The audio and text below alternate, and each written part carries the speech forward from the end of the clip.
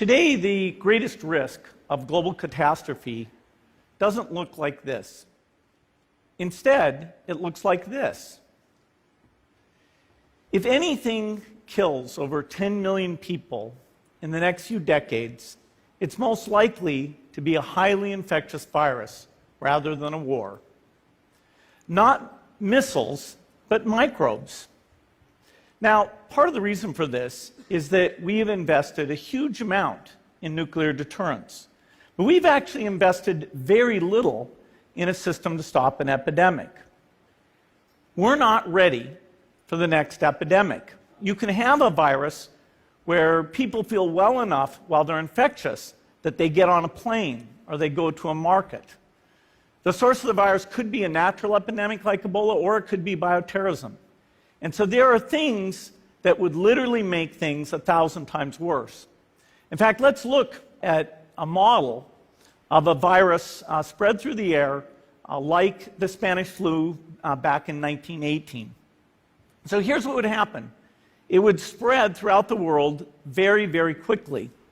And you can see there's over 30 million people die from that epidemic. So this is a serious problem. We should be concerned. But in fact, we can build a really good response system. We have the benefits of all the science and technology that we talk about here. We've got cell phones to get information from the public and get information out to them. We have satellite maps where we can see where people are and where they're moving. We have advances in biology that should dramatically change the turnaround time to look at a pathogen and be able to make drugs and vaccines that fit for that pathogen. So we can have tools, but those tools need to be put into an overall global health system, and we need preparedness. The best lessons, I think, on how to get prepared are, again, what we do for war. For soldiers, we have full-time waiting to go. We have reserves that can scale us up to large numbers. NATO has a mobile unit that can deploy very rapidly. NATO does a lot of war games to check, are people well-trained? Do they understand about fuel and logistics and the same radio frequencies? So they are absolutely ready to go. So those are the kinds of things we need to deal with an epidemic. What are the key pieces? First is we need strong health systems in poor countries. That's where mothers can give birth safely, kids can get all their vaccines, but also where we'll see the outbreak very early on. We need a medical reserve corps, lots of people who've got the training and background who are ready to go with the expertise. And then we need to pair those medical people with the military, taking advantage of the military's ability to move fast, do logistics, and secure areas. We need to do simulations, germ games, not war games, so that we see where the holes are. The last time a germ game was done in the United States was back in 2001, and it didn't go so well. So far, the score is germs 1, people 0. Finally, we need lots of advanced R&D in areas of vaccines and diagnostics.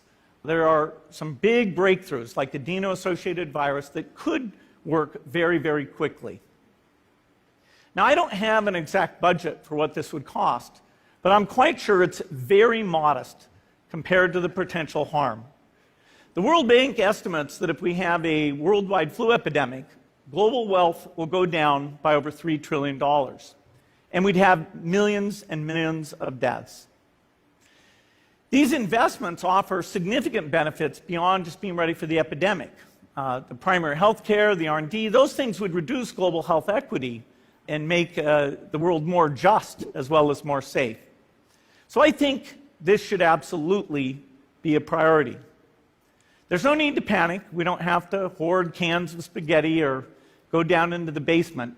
But we need to get going because time is not on our side. In fact, if there's one positive thing that can come out of the Ebola epidemic, it's that it can serve as an early warning, a wake-up call to get ready. If we start now, we can be ready for the next epidemic. Thank you.